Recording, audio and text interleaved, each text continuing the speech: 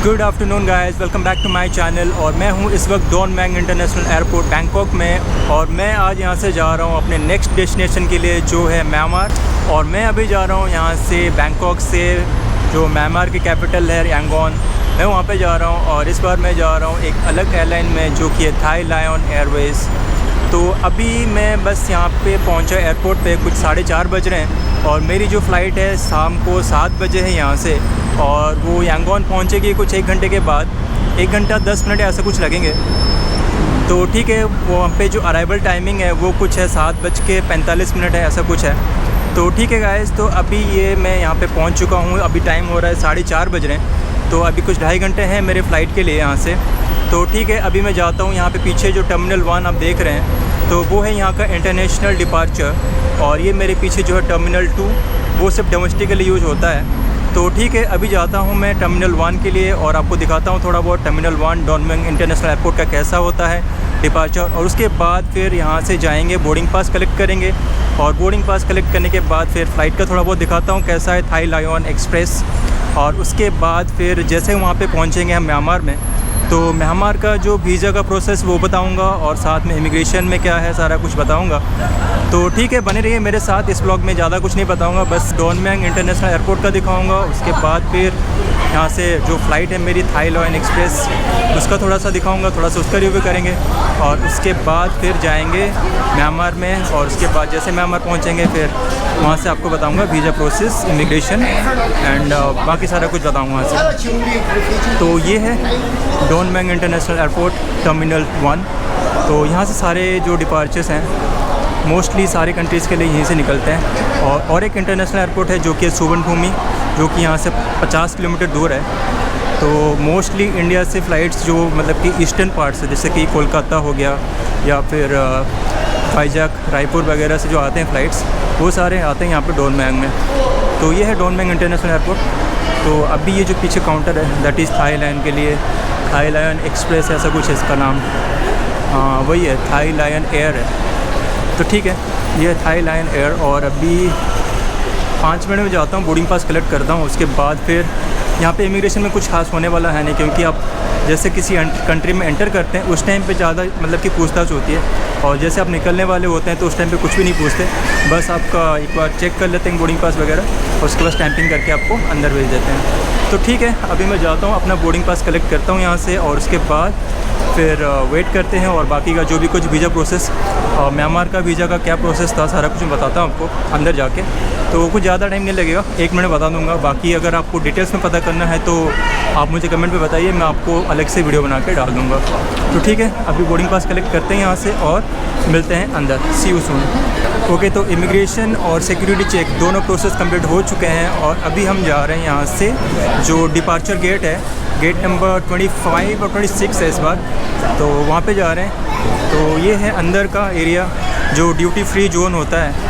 तो वो है, काफ़ी सारा कुछ शॉपिंग के लिए है आपके लिए, जो कुछ ख़रीदना चाहते हैं आप ख़रीद सकते हैं। अगर जाते समय आपके पैसे बच गए हों, अगर आप उसकी यूटिलाइज़ करना चाहते हैं तो कर सकते हैं यहाँ पे। मेरे पास 1000 बात है, बट मैं इसको एक्सचेंज कर लूँगा। अभी जैसे पहुँचूँगा यांगोन, वहाँ पे पहुँचने के बाद 1000 बात दे के मैं उसके क्यात ख़रीद लूँगा, मतलब एक्सचेंज कर लूँगा क्यात में। क्यात का प्राइस शायद एक थाई बात का है 50 क्यात ऐसा कुछ है, तो 50,000 क्यात मिल जाएंगे। तो ठीक है, कम से कम 2-3 दिन तो चल जाएगा अपना। तो ठीक है, तो यहाँ पे जैसे मैंने बताया था आपको, इमिग्रेशन में कुछ नहीं पूछते, कुछ भी नहीं। हाँ, जब यहाँ पे आप बोर्डिंग पास कलेक्ट करते हो तो आपको हर कंट्रीज़ में, आप कहीं पे भी हो, जैसे ही आप मतलब कि आप अपना बोर्डिंग पास करने के लिए एयरलाइन के टिकट काउंटर पे जाते हो तो आपसे पूछते हैं कि आपके पास उस कंट्री का वीज़ा है कि नहीं, और वहाँ से फिर ऑनवर्ड्स जर्नी के लिए आपके पास टिकट है कि नहीं। तो ये सारा कुछ आपको पूछते हैं, क्योंकि उनके पास कुछ रूल्स एंड मतलब कि उनके पास कुछ गाइडलाइंस आए हुए हैं, तो जिसके बदले वो उनको पूछते हैं नॉर्मली लोगों से कि आपके पास ये सारा कुछ है कि नहीं। तो ठीक है, मैं तो बाय रोड जा रहा था, इसलिए मैंने बोल दिया कि बाय रोड जा रहा हूँ। तो उन्होंने बोला ओके। फिर उसके बाद उन्होंने पूछा अच्छा आपके पास म्यांमार का वीज़ा है कि नहीं। मेरे पास वीज़ा था तो मैंने दिखा दिया कि मेरे पास है करके। तो कहते ठीक है ओके। तो फिर उसके बाद बोर्डिंग पास दे दिया, और अभी मैं जा रहा हूँ गेट नंबर 26 की तरफ। तो ठीक है, अभी 4:45 हो रहे हैं, तो अभी है 1-1.5 घंटा, 1-1.5 घंटा क्या 2 घंटे के आसपास है। क्योंकि अभी 6:45 को है फ़्लाइट, अभी 4:45 है। तो ठीक है, बैठते हैं यहाँ पे और कुछ नहीं, थोड़े बहुत डिस्कशन करते हैं, या फिर कुछ अगर इन्फॉर्मेशन आपको प्रोवाइड कर सकता हूँ मैं तो वो प्रोवाइड कर दूँगा। जैसे सोच रहा हूँ जो वीज़ा प्रोसेस म्यांमार का वो बता दूँ। वैसे तो ऑनलाइन हो जाता है, उसमें ज़्यादा टाइम नहीं लगता। तो ठीक है, अभी ये 21 से लेकर 26 का गेट आ गया, तो मैं जा रहा हूँ अभी। तो ये है मेरी फ़्लाइट यांगोन 6:55 में 25 नंबर गेट से। तो ठीक है, ये देखिए यहाँ पे ये थाई लायन, मतलब थाई लायन और ये एयर एशिया की फ़्लाइट्स लगे हुए हैं यहाँ पे। तो ठीक है, अभी चलते हैं। वैसे यहाँ पे मोस्टली जो डोन मुएंग इंटरनेशनल एयरपोर्ट है, यहाँ पे आपको इंडिया का कोई भी एयरलाइन नहीं दिखेगा, क्योंकि इंडिया से जो अपने एयरलाइंस होते हैं वो सारे जाते हैं यहाँ सुवर्णभूमि इंटरनेशनल एयरपोर्ट। जैसे इंडिगो का हो गया, जेट का भी चलता है और एयर इंडिया भी, तो वो सब वहाँ पे जाते हैं सुवर्णभूमि। यहाँ पे बस एयर एशिया ही आती है और बाकी इनके कुछ। तो ठीक है, चलते हैं। अभी लाइन में खड़े होते हैं, लाइन में तो नहीं, कहीं पे बैठते हैं, उसके बाद फिर ऐसे लाइन में खड़ा होना पड़ेगा। ये देखिए लाइन कितनी लंबी है। तो ठीक है, चलते हैं गेट नंबर 26 की तरफ। सी यू सून, बाय बाय। अभी 6:20 हो रहे हैं और बोर्डिंग स्टार्ट हो चुकी है हमारी, और फ़्लाइट का डिपार्चर है कुछ 6:45 PM। तो ठीक है, अभी दिखाता हूँ यहाँ पे थाई लायन एयर इंटीरियर कैसा होता है। फर्स्ट टाइम है मेरी। The aircraft refueling is in process. For your safety, please remain seated and release your seat belt. Similar like air Asia, nothing different. तो सेम है जैसे एयर एशिया में होता है, कुछ भी डिफरेंस नहीं है। एक्चुअली सारे एयर बसेस सेम होते हैं, तो इसीलिए सब में सेम ही स्पेस होता है।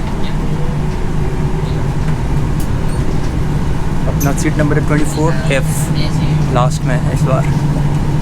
तो ठीक है, चलते हैं लास्ट तक।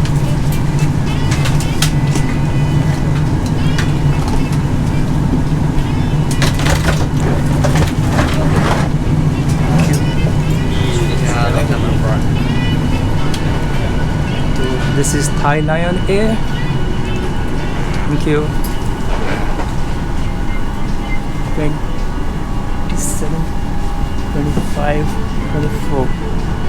Okay, this side.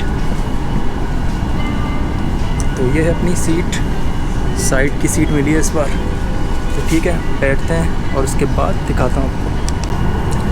तो ये है थाई लायन एयर और सीट्स एकदम सेम टू सेम है जैसे एयर एशिया का होता है। वैसे कोई भी डोमेस्टिक एयरलाइंस हो, क्योंकि ये जो है A320 है, तो सबकी सेम कैपेसिटी होती है और सबका सेम स्पेस होता है, तो कुछ डिफरेंट नहीं है। एक सेकंड होल्ड करना, कॉल आ रहा है एक। कहाँ से आ गया? ओके, घर से आ रहा है फ़ोन। ओके, तो गाइस अभी यहाँ से निकल रहे हैं और यांगोन के लिए, और यांगोन पहुँचेंगे कुछ 7:45। मेरे हिसाब से लोकल टाइम होगा यांगोन का।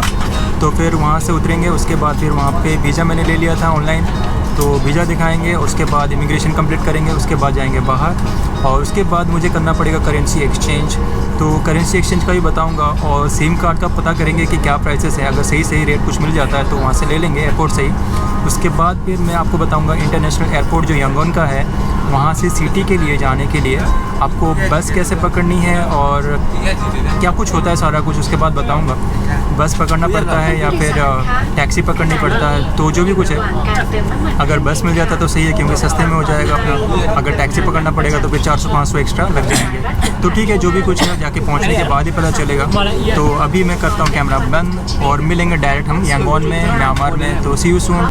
गुड इवनिंग गाइस, तो मैं पहुंच चुका हूँ यहाँ पे यांगोन इंटरनेशनल एयरपोर्ट पे, और अभी टाइम लगा कुछ 1 घंटा ही लगा फ़्लाइट में, और अभी यहाँ पे इमिग्रेशन भी कंप्लीट हो चुका है।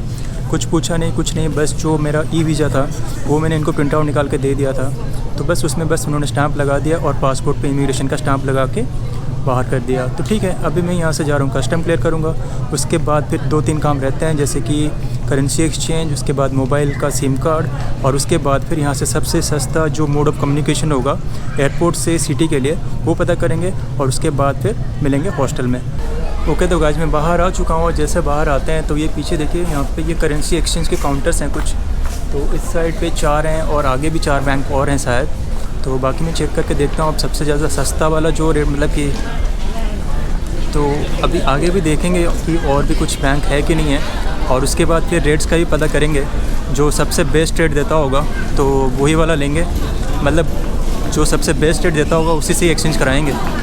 तो अभी मैंने पीछे देखा था USD का था 1524, 1525, 1526, तो लगभग सेम ही है, कोई ज़्यादा फ़र्क नहीं पड़ा। एक CB बैंक है उसका 1524 है, और एक आगे था वहाँ पे कौन सा बैंक था बताता हूँ, और एक बैंक है वहाँ पे उसका नाम है AYA बैंक, उसका था 1526 का रेट, बट वहाँ पे कोई क्यू नहीं था, मतलब शायद करेंसी ख़त्म हो गया होगा। बाकी ये रहा एक म्यांमार अपेक्स बैंक, तो इसका भी 1525 है, तो बेस्ट रेट मेरे हिसाब से यही वाला है, क्योंकि भीड़ भी काफ़ी ज़्यादा है और काफ़ी सारी करेंसी ये लोग यहाँ पे एक्सेप्ट कर रहे हैं। तो मैं यहीं पे करा लूँगा अभी एक्सचेंज, और अभी थोड़ा बहुत मैं सिम कार्ड का भी पता करता हूँ, यहाँ पे सिम कार्ड वगैरह कौन कौन सी कंपनीज़ हैं। तो एक तो यहाँ से दिख रहा है मुझे टेलीनॉर, और उसके बाद ओरिदू, और पीछे भी एक है, तो एक बार देखते हैं कि क्या रेट मिल रहा है और कौन सा पैक अवेलेबल है, यहाँ पे चेक करते हैं। ओके, तो ये रहा टूरिस्ट सिम कार्ड ओरिदू का, तो ये है 1 GB SIM card, main balance 400 cash का, 3000 कैश में, तो ये सारा कुछ। तो 3000 कैश यानी कि इसको डिवाइड करेंगे हम 20 से, तो कितना बनेगा 150 रुपये में बनेगा 1 GB सिम कार्ड। और तो सस्ता है, अगर मतलब कि सस्ता इन द सेंस कि अगर आपको 1 GB में काम चल जाता है फिर तो 150 रुपये में आपका काम बन जाएगा, मतलब इमरजेंसी के लिए, कभी कभी जैसे होटल बुकिंग हो गया या फिर लोकेशन टैक्सी बुक करने के लिए चाहिए तो कर सकते हैं। तो ठीक है, तो अभी सबसे ज़्यादा प्रायोरिटी वाला काम वो है करेंसी एक्सचेंज का, तो अभी यहाँ से करेंसी एक्सचेंज करते हैं। अभी क्यू भी खाली हो गया है, तो ठीक है मैं यहाँ पे एक्सचेंज करूँगा $200 और 1000 थाई बात। उसके बाद फिर जाएंगे सिम कार्ड लेने, और सिम कार्ड लेने के लिए जाते हैं और पता करते हैं कौन सा बेस्ट है, फिर से बताऊंगा आपको डिटेल्स में। तो ठीक है, अभी यहाँ पे करेंसी एक्सचेंज करते हैं और मिलते हैं। ओके, तो गाइस ये जो आप देख रहे हैं मेरे पीछे, ये यहाँ पे शटल बस, और ये यांगोन इंटरनेशनल एयरपोर्ट से चलती है सिटी की तरफ, और इसके 2 बसें हैं, 2 रूट हैं। तो ये वाला रूट जो है ये भी मतलब कि वही जिसका रेलवे स्टेशन है वहाँ पे जाती है, और दूसरे वाली भी रेलवे स्टेशन जाती है, लेकिन रूट जो है थोड़ा सा अलग है। तो मैं जाऊँगा इसके बाद वाले में जो सूले पगोड़ा होते हुए जाएगी, क्योंकि मेरा जो हॉस्टल है वो सूले पगोड़ा के आसपास है।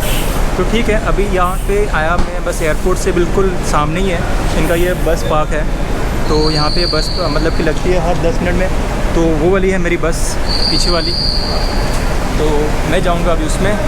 और इसका किराया काफ़ी सस्ता है, 500 के आते हैं। तो ठीक है, चलते हैं और देखते हैं कितना टाइम लगाती है। तो ठीक है, पूछते हैं पहले। हाँ, सूले पगोड़ा, या थैंक यू सो मच। तो यही वाली जाएगी सूले पगोड़ा के लिए, तो बैठते हैं।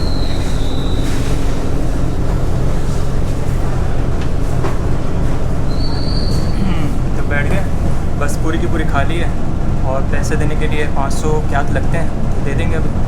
ठीक है, मिलते हैं अभी हॉस्टल में। सी यू सून, बाय।